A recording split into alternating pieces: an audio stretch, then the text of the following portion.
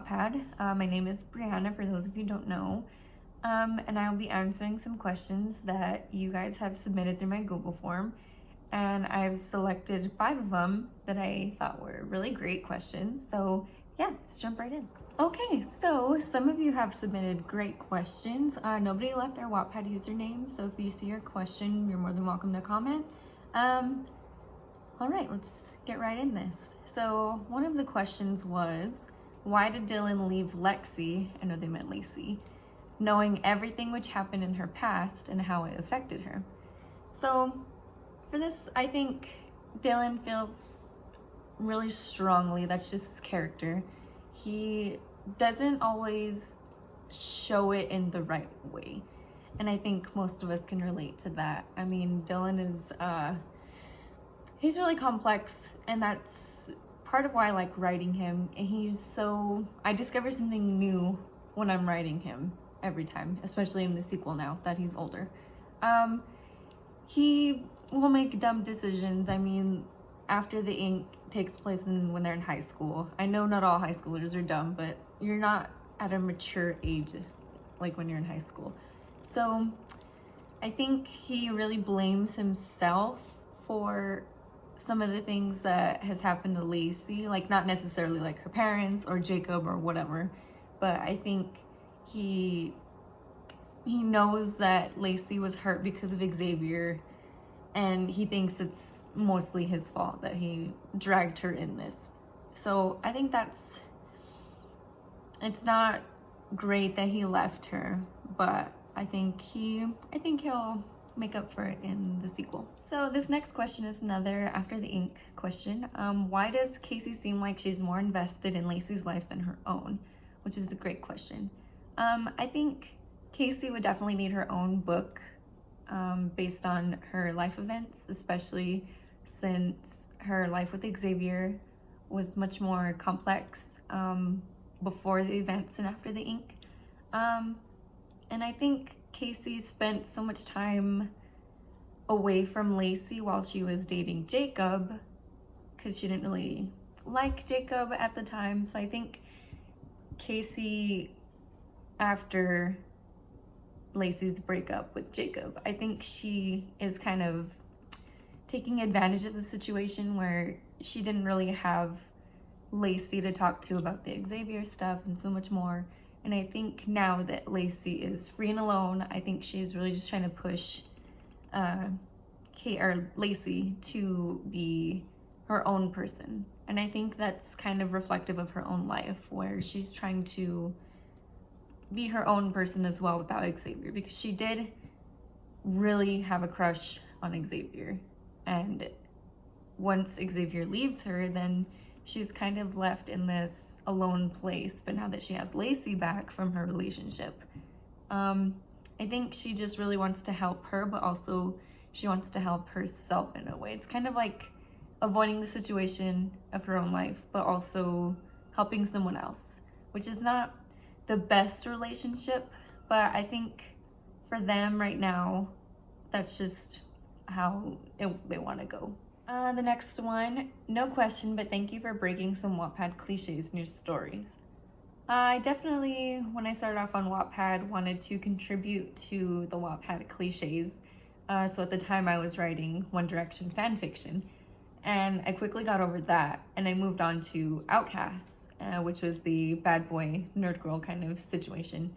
And in that story, I really tried to push the bad boy, the nerd girl, and then especially the mean girl trope with Nicole. And now that I'm writing or editing after the ink, I find myself in the same situation with Kay and Lacey. And that's one Wattpad cliche that I really want to break away from, is the girl against girl trope. Because I feel like it's really damaging for young girls to read nowadays, because I feel like women are often teared down in a lot of situations, and here I don't want to do that anymore. I don't want to create a more hostile environment when reading, and that's why when I was editing after the ink, I really wanted to start off Kay's character being almost the mean girl trope, and kind of end, well, I ended it where Kay and Lacey are really on not not the best terms, but they are on better terms. Like, they weren't fighting over Dylan in the end. And I think for Kay to realize that she didn't need Dylan in her life to kind of like fulfill her, I think that's a really good starting point for my stories, where I kind of stop the girl versus girl situation.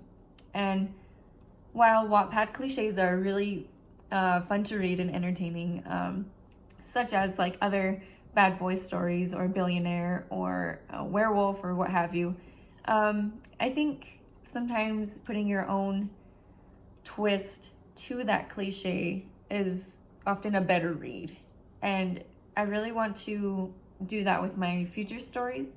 And of course, I'll have a little bit of a Wattpad cliche just to throw it in there, because I did get my start on Wattpad, and I am so thankful for having this platform. But I think some of the tropes are kind of harmful, and I really want to break away from that, especially with my newer stories. Okay, are you planning a sequel to Outcast? Love your book, by the way. Thank you. There are no plans for a sequel right now, but and I can't say that I haven't toyed with the idea of a sequel, because after the publication of Outcast and after I was writing bonus material for it, there definitely was this idea of, okay, well, what would these characters look like 5 years from now, 10 years, 20 years? And I loved writing about Aiden and Riley so much that I kind of wanted to explore what their lives would look like. But in the end, I kind of decided against it, because when I was writing this extra stuff, I found myself writing the same high school personalities that they had, and it just wasn't good for their relationship. And I think now, if I were to even start planning, I would definitely have to do a little more character development. And I think right now I'm going to focus on the character development for After the Ink and those characters. But I don't think I would throw the idea out for a sequel. But I think right now I'm just going to focus on After the Ink and then see where this takes me. Okay, last one. Dylan doesn't seem very apologetic in the sequel. Okay, so the sequel to After the Ink is called Made in Ink. So if you haven't read or started reading that one, I suggest you head out. So Dylan probably doesn't seem as apologetic right now, but also I only have 7 or 8 chapters up at the moment. So his character in these next few chapters is developing really well, and I can't wait for you guys to read it. But yeah, I would definitely say hold your judgment of Dylan or Lacey or whoever until after the book is done, because there is I think half the book is up right now, so about half the book needs to be posted. And yeah, so just keep a lookout for that. All right, we've made it to the end. That was all 5 questions. Thank you guys for submitting these.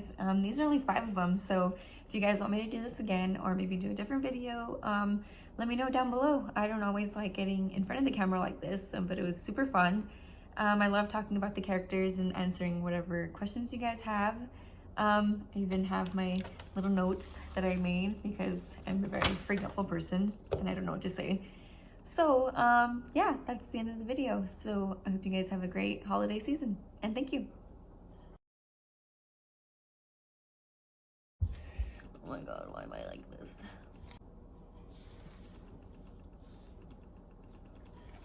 So if you haven't started reading... Okay, what inspired Outcast?